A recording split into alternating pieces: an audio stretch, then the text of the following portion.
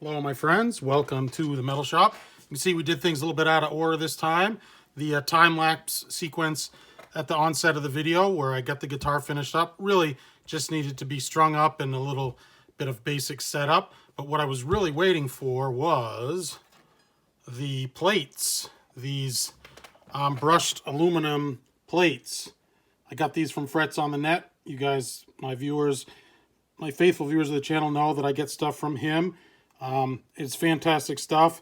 And look at that. With the brushed aluminum anodized plates and the proper screws, you look at this and it's like it just screams custom Jackson instead of cheap import. It's the little things that make a difference, you know. Those are really nice pieces. Again, Frets on the Net. The guy is fantastic. And they were about 55 bucks, say, you know, 60 bucks or so with shipping, those plates, but worth every penny. There you can see the headstock where I've gone over it with the pinstriping, the black pinstriping, really just to give a more pleasing look to the front, which I think it accomplishes. You've seen how the headstock shape isn't right. Everyone's commented that it isn't right. Sorry, a little sniffly. Commented how it isn't right, and there's nothing that can make it right. If you follow this black outline and you cut all this off, then you're much closer to the shape, but you're talking you need to plug and fill tuner holes, recap the top of this. It's not worth it. This was a very inexpensive, low buck solution to kind of trick your eye and make the thing not look so terrible and not beat you over the head with, oh, look at that, that's wrong, just, you know. Anyway, So, and you saw the performance. I played Robin Crosby's parts of You're in Love. Mostly because I don't really know. I used to know the intro and the outro solo. I never really got the actual guitar solo down. I had the 1986 issue with Warren DeMartini and Jake on the cover.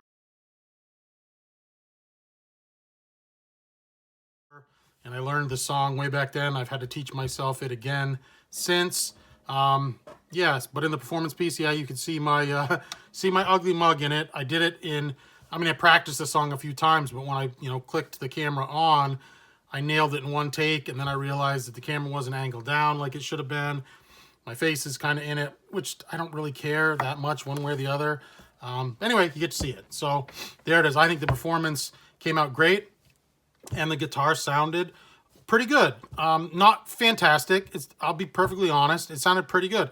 The eagle-eyed among you will recognize this is a Duncan design pickup, and it is their copy. I can't remember the nomenclature that they use, the HB103, whatever it is.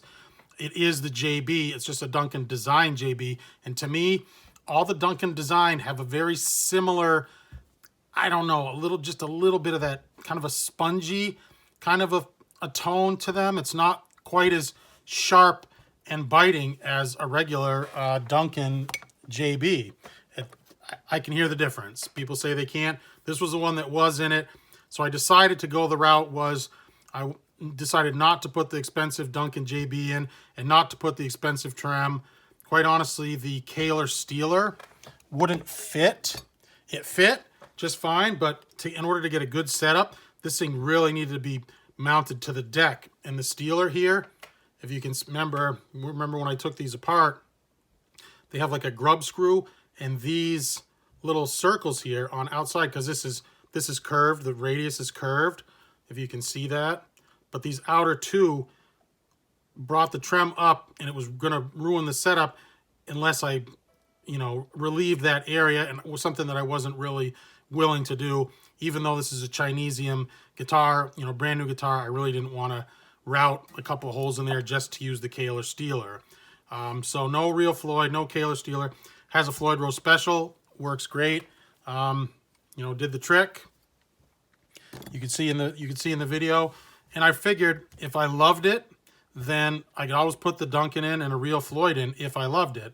I got a little overzealous stringing this up. I thought that I had cleaned the frets, but they're crunchy. So now I'm stuck with, I'm going to have to reslack these strings, and I'm going to have to do the pain in the butt process of cleaning the frets with it strung up. Such is life. The other thing, it's very neck heavy with the strap button located right here. I would consider moving the strap button on a Firebird. The strap button is here. I'm not sure if it's going to make a huge difference, but it is moving the center of gravity forward that much more. It's neck heavy at this point. I used a leather strap with brushed leather that would grip your shirt, and it really wasn't too bad during the performance video. Solid shaft CTS pot, really nice, vintage forged, knurled, solid brass, black knob. You saw the jack plate. Now you've seen the rear plates there, a real Floyd nut, which fit on there perfectly. The tuners are what they are. They did just what I expected them to do. They're fine for making gross tuning adjustments and then locking the nut, the clamp, and tuning with your fine tuners. And I kind of like the fine tuners on the Special. They are pretty nice. So I haven't really made a decision what I'm going to do with this one. I may have it painted up with the Catfish graphics.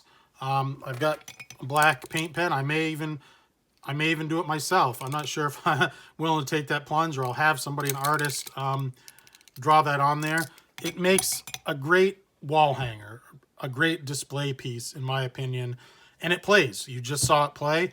It plays and sounds very, very good. It's a great guitar. If anybody's interested in it, I'm not listing it up for sale yet, but if you want it, and you make me a legit offer, bear in mind the guitar itself was, I can't remember what I paid for it. They go for about $275 now, plus the parts, you know, 150, 50 for the plates.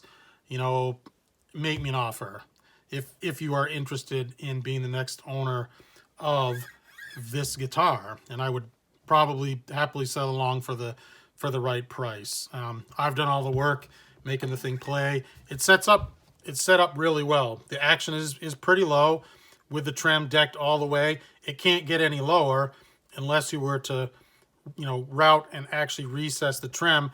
I'm not sure if it would take any lower action. The neck is almost, it's got a tiny little bit of relief in it. It's almost dead flat there. But like I said, I kept saying $200 guitar. It was a little more than that. It was $225, $235, something like that. I can't remember exactly. I'm really bad with numbers. What do I have into it? All told, probably about $400 with all of the parts, not including my labor. So yeah, did we make a Chinesium Robin Crosby Firebird rock? Absolutely did.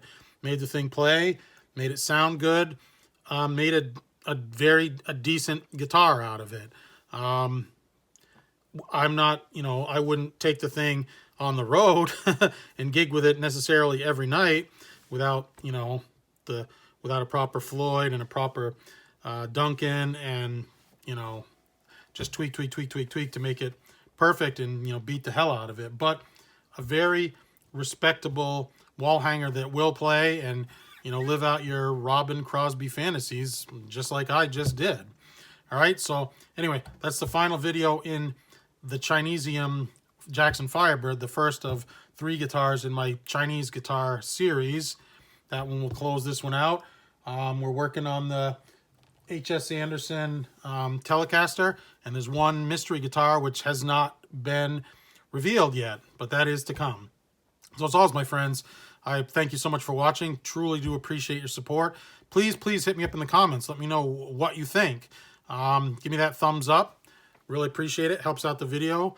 And subscribe if you're new to the channel. Tons of good content on there. And like I said, I try and crank out 1 video a week. They've all been pretty much guitar related these days. But I appreciate your view. I appreciate your time. Like I said, hit me up in the comments. Give me that thumbs up. Click subscribe, all right? Robin Crosby, may he rest in peace. Anyway, closing out the Chinesium Jackson Firebird. All right, my friends, take care. Bye-bye.